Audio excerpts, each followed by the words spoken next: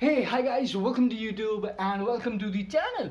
तो आज के इस वीडियो के अंदर मैं आपको बताने वाला हूँ कि क्या आप कभी लाइफ में हैक हुए हो या नहीं। अगर हुए हो तो किस वजहों से, किन वजहों से आप हैक हुए हो एंड किस तरह से आप फ्यूचर में रोक सकते हो इन चीज़ों को होने से। एंड मैं कुछ वजहें भी आपको बताऊंगा हैक होने की।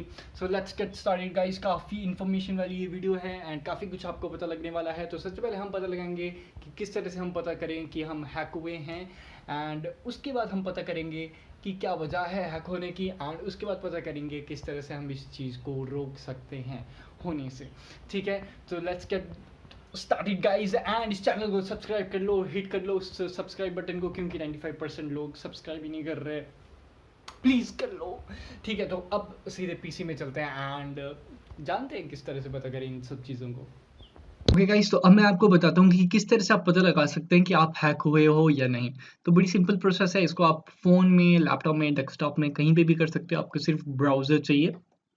तो कोई भी ब्राउज़र ओपन कर लो एंड वहाँ पे सर्च करो हैव आई बीन प्यून्ड, या फिर आप वेबसाइट में जा सकते हो हैव आई बीन pwned.com पे। तो ठीक है, तो इस वेबसाइट को ओपन करेंगे एंड यहाँ पे हम क्या करेंगे, अपनी ईमेल एड्रेस डाल देंगे चेक करने के लिए कि हम हैक हुए हैं या नहीं। सिर्फ इन ईमेल एड्रेस डालनी है। तो ये रही मेरी ईमेल एड्रेस। तो अब यहाँ पे मैं क्लिक करूँगा प्यून में एंड ये चेक कर लेगा कि मैं हैक हुआ हूँ या नहीं, एंड ये बता रहा है कि मैं हैक हो चुका हूँ। ठीक है, तो कहीं ना कहीं किसी ना किसी वेबसाइट में कभी ना कभी कोई ब्रीच आया है जिसकी वजह से तो जो कि ये ईमेल है वो हैक हुई है कभी ना कभी। ठीक है, तो इस तरह से बेसिकली आप पता लगाते हो कि आप कभी हैक हुए हो या नहीं। ठीक है, अब अगली चीज, इस वेबसाइट को कैसे पता लग गया कि मैं हैक हुआ हूँ? इस वेबसाइट के पास ये इन्फॉर्मेशन कैसे आ गई एंड कैसे ये ब्रीचेज़ होते हैं? किस तरह से इन्फॉर्मेशन चली जाती है कहीं पे भी? तो ये ठीक है गाइस, तो अब हमें पता लग गया किस तरह से पता लगाना है कि हम हैक हुए हैं या नहीं। अब मैं आपको बताता हूँ किस तरह से इन ब्रीचेस की मदद से इन्फॉर्मेशन निकलती है एंड किस तरह से इस प्यून्ड वाली वेबसाइट को पता लगता है कि हम हैक हुए हैं या नहीं। सबसे पहले पता लगाते हैं कि किस तरह से हमारी इन्फॉर्मेशन लीक हो जाती है। ठीक है, तो एक मिथ पहले मैं बर्स्ट करना चाहूँगा यहाँ पे, हटाना चाहूँगा आप लोगों के दिमाग से। कई लोगों को लगता है कि उनका जो अकाउंट है बड़ी वेबसाइट्स में, जैसे कि फेसबुक, लिंक्डइन, ठीक है, ट्विटर या फिर गूगल, एंड ये कभी हैक नहीं हो सकती। तो अगर आप ऐसा सोचते हो कि ये कभी हैक नहीं हो सकती तो आप बिल्कुल गलत हैं। ये हैक हो सकती हैं एंड इन द पास्ट बहुत बार ये वेबसाइट्स हैक हुई हैं।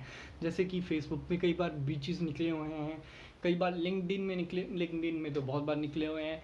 एंड तो ऐसा मत सोचना कि ये वेबसाइट्स हैकेबल नहीं हैं। ऑफकोर्स चांसेस कम हैं, रिड्यूस्ड हैं, बिकॉज बहुत बड़ी कंपनी हैं, ज़्यादा काम करती हैं, लेकिन हैक हो सकती हैं in the future and in the present. बस देरी है उन ब्रीचेस को, उन प्रॉब्लम्स को निकालने की। ठीक है, अब बात करते हैं इन्फॉर्मेशन किस तरह से निकलती है। सपोज़ आपका कोई अकाउंट है किसी वेबसाइट में, ठीक है, एंड उस वेबसाइट में कोई प्रॉब्लम है, कोई ब्रीच है, कोई प्रॉब्लम आ गई, तो हैकर क्या करेगा, उस ब्रीच की मदद से, उस प्रॉब्लम की मदद से उस इन्फॉर्मेशन को एक्सट्रैक्ट कर लेगा आपके अकाउंट से और बाकी उन सब के अकाउंट से, जितने भी लोग उस वेबसाइट में होंगे उन सब के इन्फॉर्मेशन को वो एक्सट्रैक्ट कर लेगा एंड उसके बाद आपकी इन्फॉर्मेशन पब्लिकली अवेलेबल हो जाएगी। बेसिकली उस हैकर के पास अवेलेबल हो जाएगी एंड पब्लिकली वो कब अवेलेबल होगी, जब वो हैकर उस इंफॉर्मेशन को बेचना स्टार्ट कर देगा। एंड ऑफ कोर्स अगर वो ज़्यादा ही शैतान हुआ तो वो कुछ और चीज़ें भी कर सकता है कि आपके पासवर्ड्स को चेंज कर सकता है एंड आपको ब्लैकमेल कर सकता है, ब्ला ब्ला ब्ला, ये सारी चीज़ें भी कर सकता है वो। लेकिन मैक्सिमम टाइम अगर मास नंबर में इंफॉर्मेशन निकाली जाए तो उसको बेच दिया जाता है ऑनलाइन। एंड जब कुछ लोग खरीद लेते हैं उस इन्फॉर्मेशन को ऑनलाइन, तो उसके बाद तो वो फ्रीली अवेलेबल हो जाती है ऑनलाइन कई वेबसाइट्स में। ठीक है, तो इस तरह से आपकी इन्फॉर्मेशन बेसिकली लीक होती है। उसके बाद बात करते हैं इस वेबसाइट को कैसे पता लगा कि मेरी ईमेल हैक हो चुकी है। तो आंसर बड़ा सिंपल है, वेरियस वेज है। हो सकता है कि इन्होंने टाई अप किया हो उस वेबसाइट के साथ। बेसिकली टाई अप तो नहीं करती वेबसाइट्स हैक होने के बाद, वो बेसिकली आपको एक नोटिफिकेशन दे देती है ईमेल पे, एंड जब भी आप लॉगिन करने की ट्राई करते हो कि please change your password, and उसके बाद ही आप लॉगिन कर पाते हो पासवर्ड चेंज करने के बाद।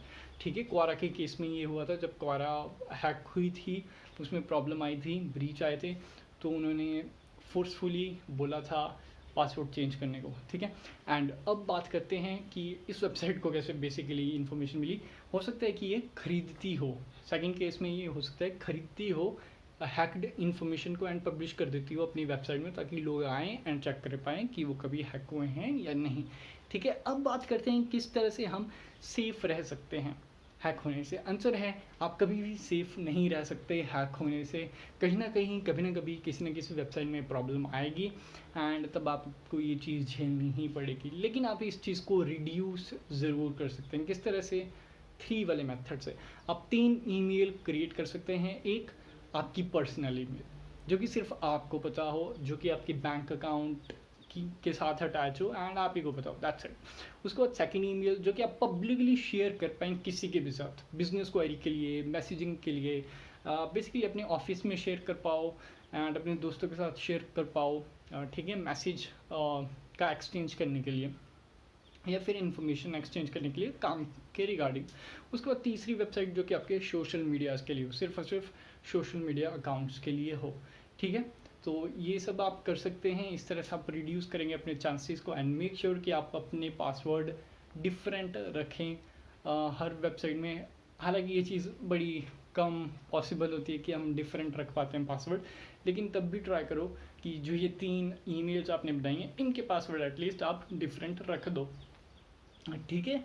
तो इस तरह से आप रिड्यूस करोगे अपने चांस एंड मेक श्योर कि आप इजी पासवर्ड्स का यूज़ ना करो, जैसे कि 1 2 3 ABCD I hate you I love you, अपना नाम साथ में डेट ऑफ बर्थ और उसके बाद फिर से सरनेम। तो इस तरह के पासवर्ड्स को हैक करना काफ़ी ईजी हो जाता है, इवन गेस करना ईजी हो जाता है। तो इस तरह के पासवर्ड नहीं रखने हैं एंड इस तरह से आप अपने चांसेस रिड्यूस कर दोगे हैक होने के। एंड मेक श्योर किसी वेबसाइट में 2 स्टेप वेरिफिकेशन है तो आप उसको अनेबल कर लो। ऑफकोर्स